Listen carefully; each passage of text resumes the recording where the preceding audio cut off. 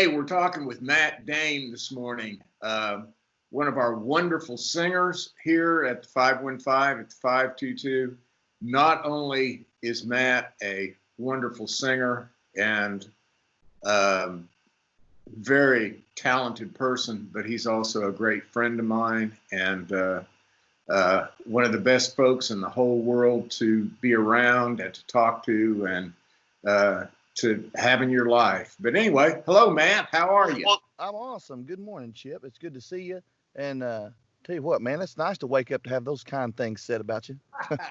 Well, it's all true, man. I mean, you are one of my favorite people in the whole world. And not only do I, like I said, respect the hell out of your talent, but I respect you as a human being and just love to be in your presence, man. Love to hear you sing. Love to be around you. Likewise. Well, tell me, I know that you're originally from Arkansas. What part of Arkansas were you born in, and where'd you grow up? I was born in Jonesboro, Arkansas, which is in the northeastern part. Yeah. It's 45 minutes or so from Memphis. And so it's that's pretty influential in my music is bluesy type of stuff. So I was born in Jonesboro, and then we lived in a town called Batesville, which is more in north central Arkansas, but it's about an hour and a half from Jonesboro, and that's where I lived for the formative years, through high school. And then after high school, I moved to Searcy, Arkansas. I went to college there, and then ended up being a police officer in Searcy, and then moved to Little Rock and was an officer there for a few years before I moved to Nashville in like 2004. Okay. Okay. So you lived quite a few places in Arkansas as you were growing up. Right. That's correct. What's the college that you went to in Searcy? Harding University. Harding University? Yeah. Did you major in music or in vocal music or? No, I didn't, and I didn't finish college. I had always sang at church. I'd always sang at my granny's house when we would get a guitar out, or she would play piano, and but I never really looked at music as any kind of a career. It was just something I always did. I just didn't think there was a way to monetize that because, most people in Arkansas, you grow up and you're like, well, I know you sing, but where's your real job going to be? Right. So I didn't really look at it as that. I studied business in college, basically so I could play football for a little while. But I didn't take college seriously enough, and ended up going into law enforcement. So. Well, what'd you play in football? I was a strong safety in college. So Okay. kind of a hybrid linebacker to defensive back. Yeah. Did you take some pretty good knocks while you were playing there? Oh gosh, yes. Yes, I got freight trained a bunch of times. Although I wasn't afraid to run into somebody really fast too. So I probably was the hammer sometimes and the nail sometimes. Yeah. Well, tell me a little bit about your police experience, Matt. So my brother-in-law at the time, he was married to my first wife's sister. So, brothers-in-law in that sense, but he was very influential. He was a prosecuting attorney in the county where we lived. And so I would hang out with David, and I just was kind of inundated with police stuff. I was hearing about it all the time from him. And so when I was not making very wise decisions in college, he said, you ought to look into this. I think you've got a good level head on your shoulders. You're not overly emotional about things. Like I think if you wanted to interview, I could get you a pretty good shot. And so that's kind of how that came about. And so I was a patrol officer starting off, and it didn't take very long, maybe a year and a half. I was promoted to a detective, and I worked in the criminal investigation division there in Searcy until I left, I was probably there for about 4 years, and then moved to Little Rock and worked down there for a good 3.5 or 4 more years before moving to Nashville. Were there some detective cases that you actually had to work on while you were in Searcy there? Oh yeah, I mean it was a smaller department, so I know some of my police officer friends here in Nashville, they're very specific. Like, oh, I'm a homicide detective, or I'm a burglary detective. I work only these type. but our department was so small. We only had three.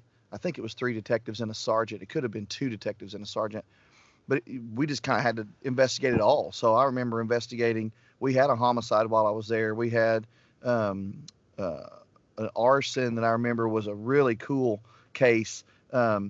Because it starts off as you think, oh, it's just a business fire, and the fire started right there in the water heater, and but the more you get to investigate that and talking to people, you just see the nervousness when you're interviewing. It's like you shouldn't be nervous about the questions I'm asking you unless you had a hand in it. So it was really cool. I mean, I enjoyed that.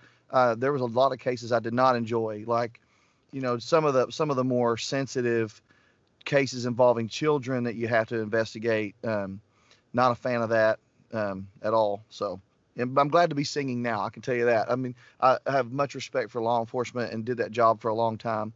But, the way things have gone, it's just, there's so many eyes watching, and it's like I just seem like a lot of times I think people are looking for the police officer to mess up, make a mistake. And, I get it. I know there's bad officers, but there's a lot more good ones. And, I really appreciate the guys that are doing it now in the face of a lot of different stuff that I didn't have to deal with all that. So.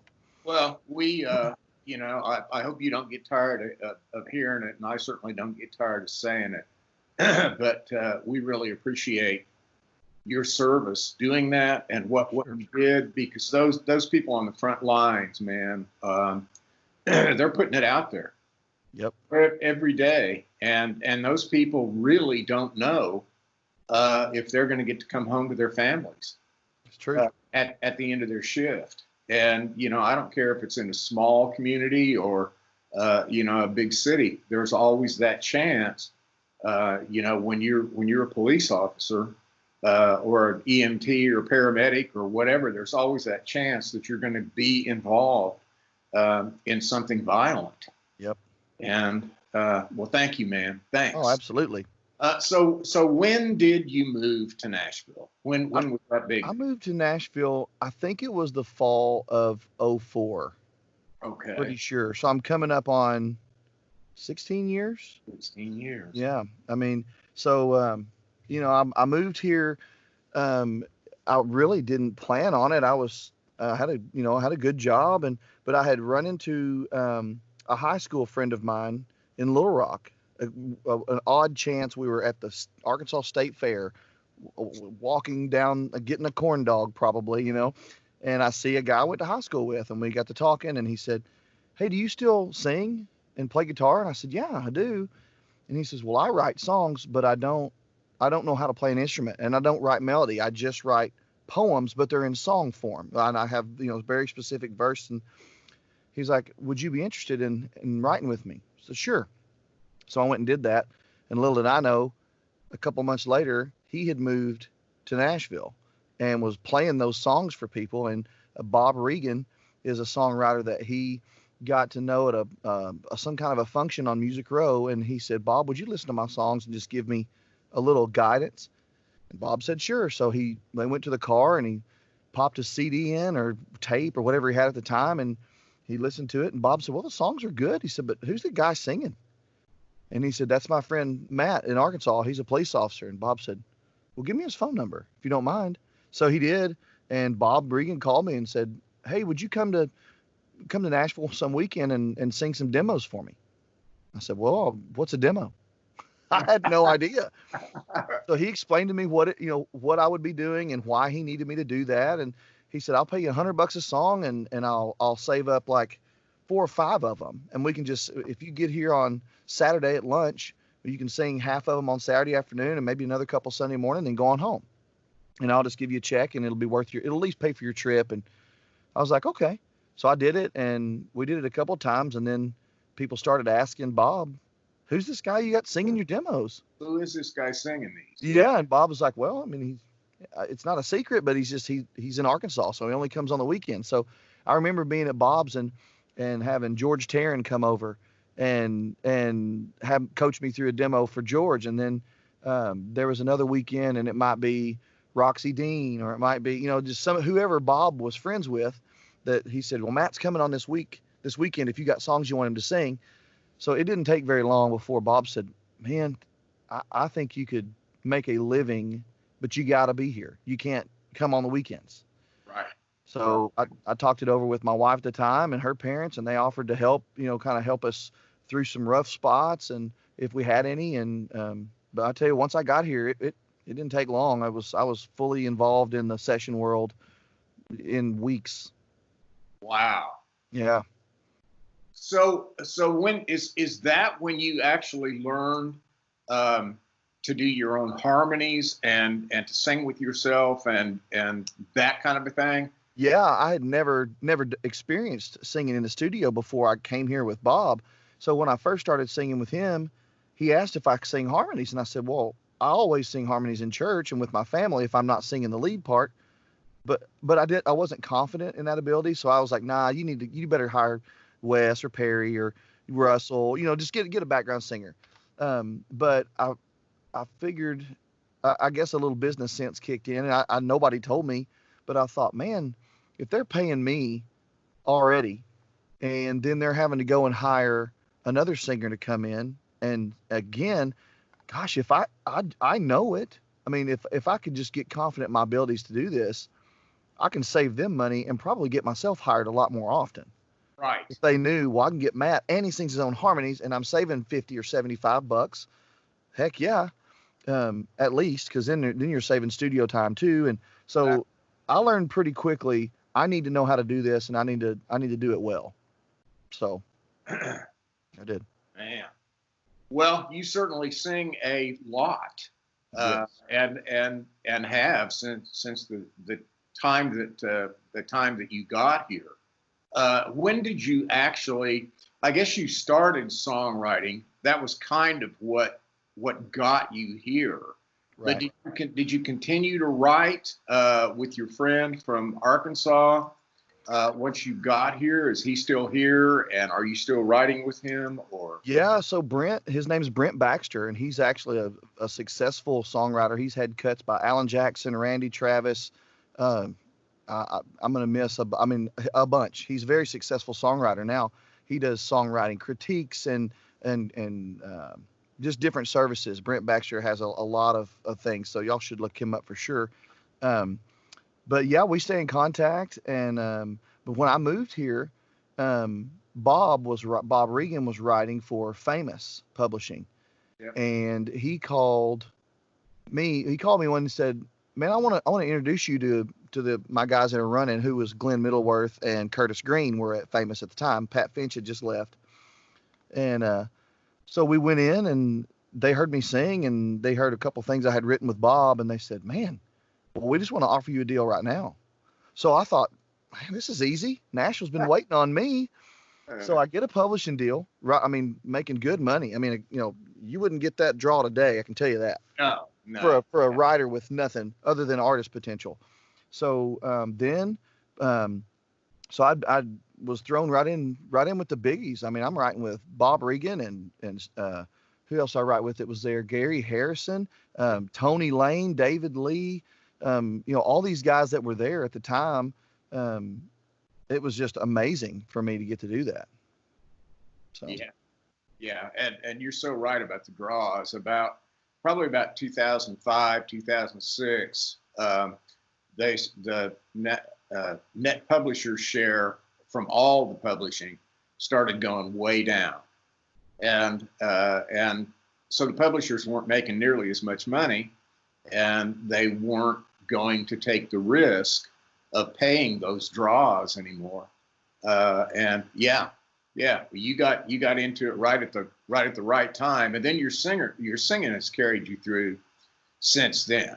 Sure. Yeah, I've had so I while I was at Famous, I went to Bob took me to RCA, and we played for Jim Catino and Renee Bell, and then we went and played for whoever the folks were at Sony. It was like Clay Bradley and Mark Brown maybe, and Mark Wright.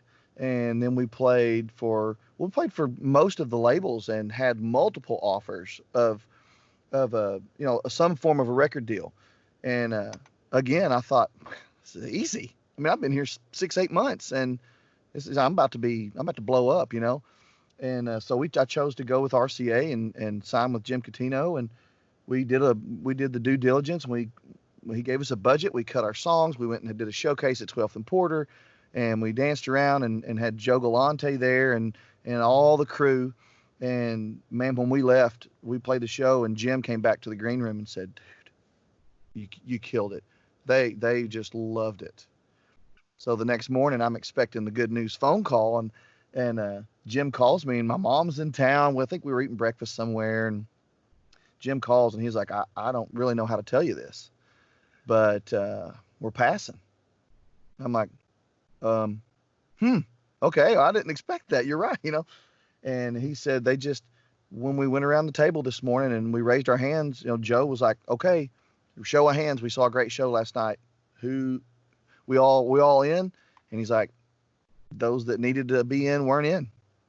And so it was just, I just couldn't believe it. I thought, well, how did that happen? But, I just don't think it was in God's plans for me at the time.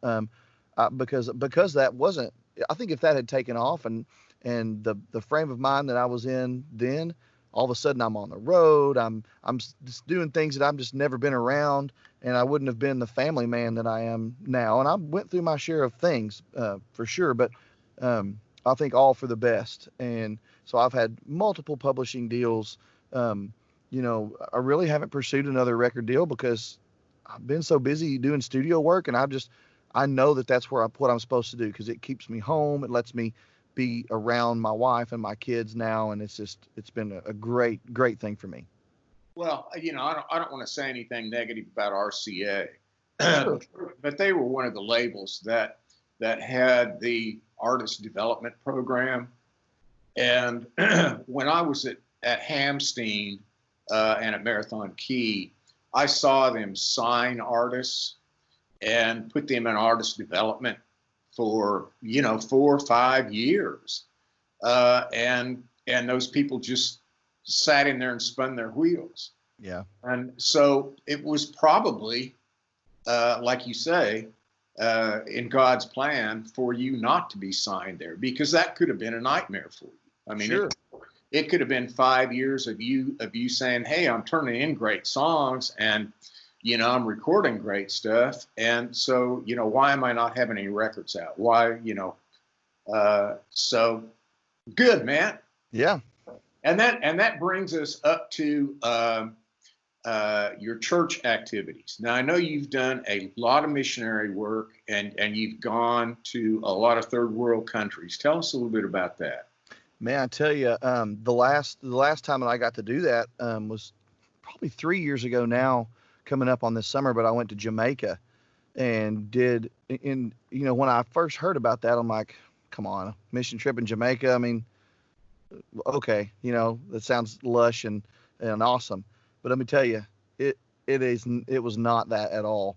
Now across the street where the Sandals Resort, we were in Montego Bay, and you can see that compound is walled in, and most of those people don't leave the property. And I'm sure it's beautiful over there. Yeah. But in the town proper of Montego Bay, Jamaica is just severe poverty and crime. Most people living in the house, we would walk in the jungle, the mountains of people living in shacks. And I mean, just like, barely thrown together. And none of them, even the ones that were concrete or cinder block buildings, they had no doors or windows. They just you would just hang a blanket on there. And so some of the people we would ask, can we help you? Can we give you this? We've got a little money we could give you. They don't want it, because they're afraid if somebody knows they have it, they'll come forcibly take it from them. So we just as soon lay low and be broke. And, so, a lot of poverty, but, a lot of people were hungry for what we were offering, some hope and just a message of, hey, there's other people that we're really considering your situations, and we're praying for you, and we're bringing you some things, and we're saying there's a church right down the road that, that you can go to. There's options here, rather than just being hopeless and basically living in the midst of jungles and poverty and crime. It's easy to just be hopeless and think, I'm not good enough. I would love to go to heaven, but it's just not. I probably couldn't do it. you know, so we preached a lot of worthiness to them, and it was great. I mean, I'm no preacher for sure, but what I am is a bringer of joy, and I try to make a positive difference in people's lives and every day. And so that was something that really resonated with me. Were a lot of the people that you were actually ministering to, were they Rastafarian?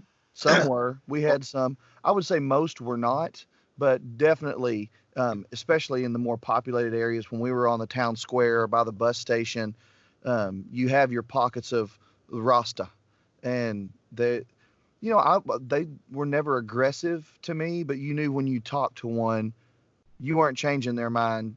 Probably. I mean, we did have a couple that actually, were saved while we're there, and that's a huge deal. Yeah.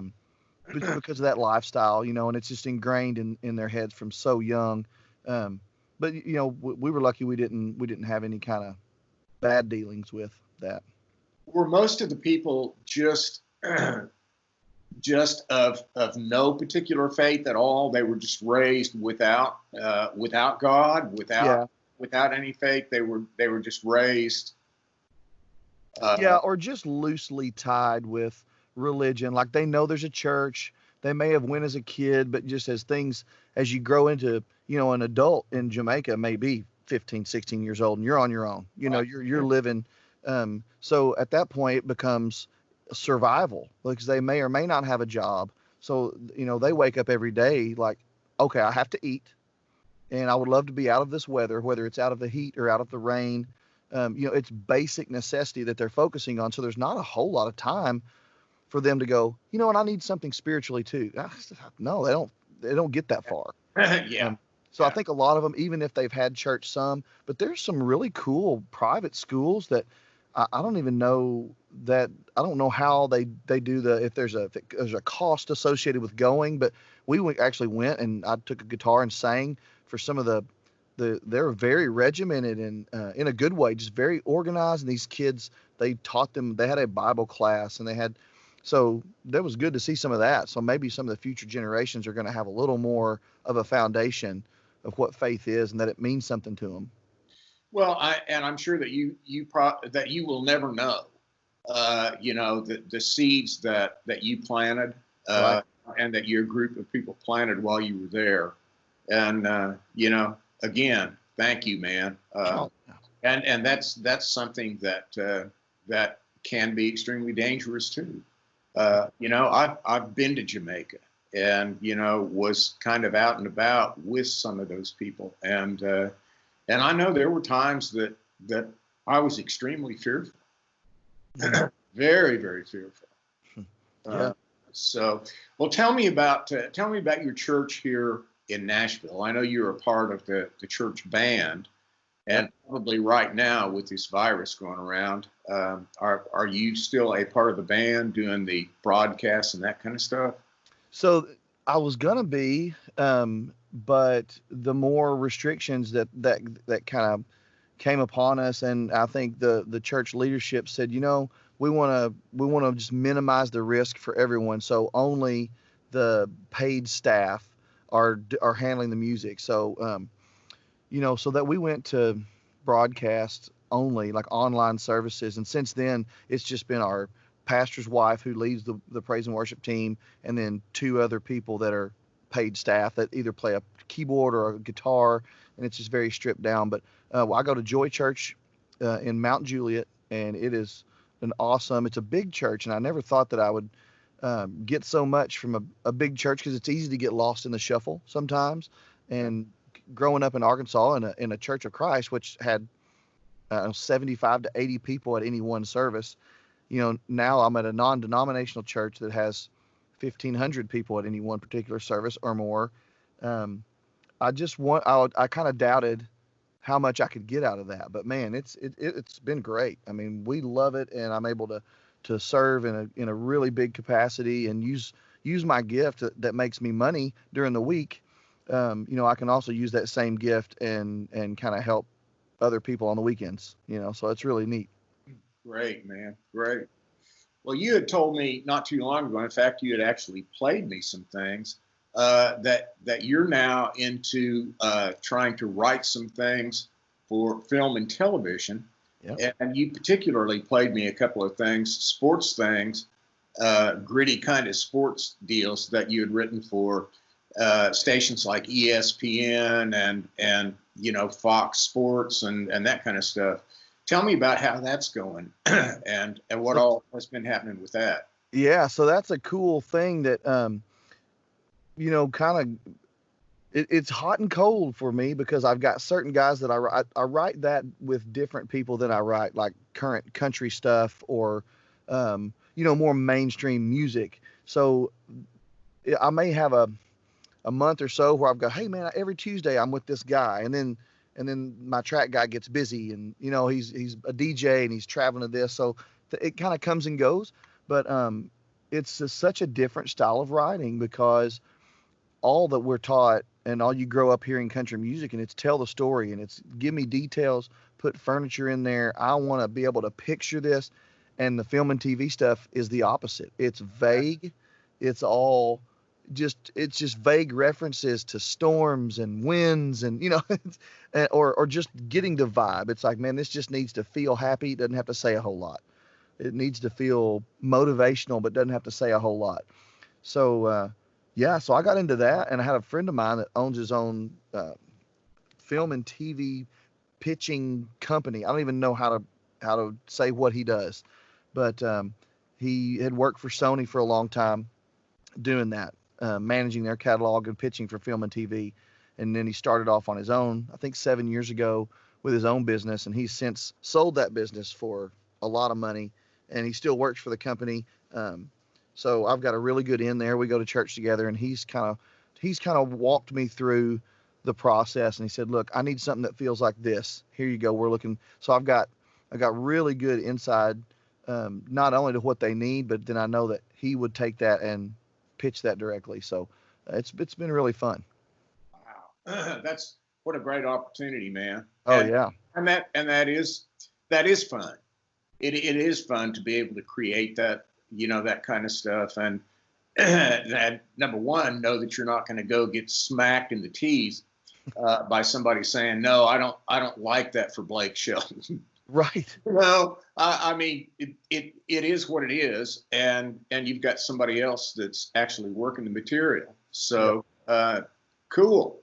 Well, tell me a little bit about. You were telling me earlier about the cabin that you're building near your in-laws' place.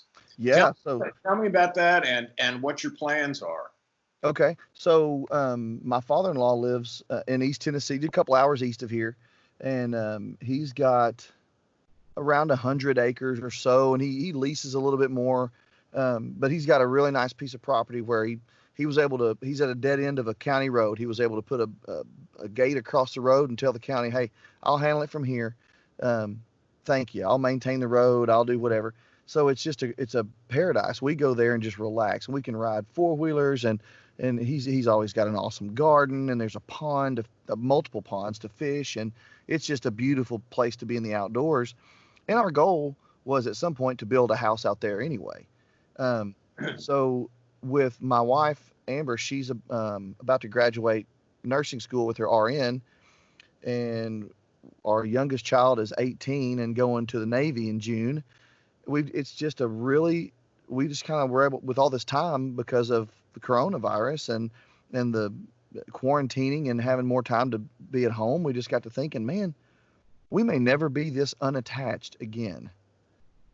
So why go buy another house in Nashville or in the area here, and that would probably plan us here for another 5 to 7 years while to get that. Maybe we could do it now. And so that's what we're doing. We're gonna move out there and because the capabilities to record from home has been something that's, while I love to be in a room with other people, and I would prefer to collaborate in a studio with everybody.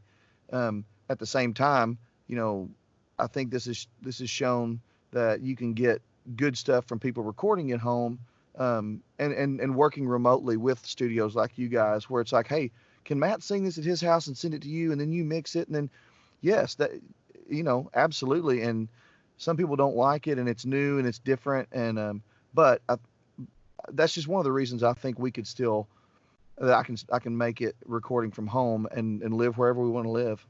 Well, and you've also now got Skype.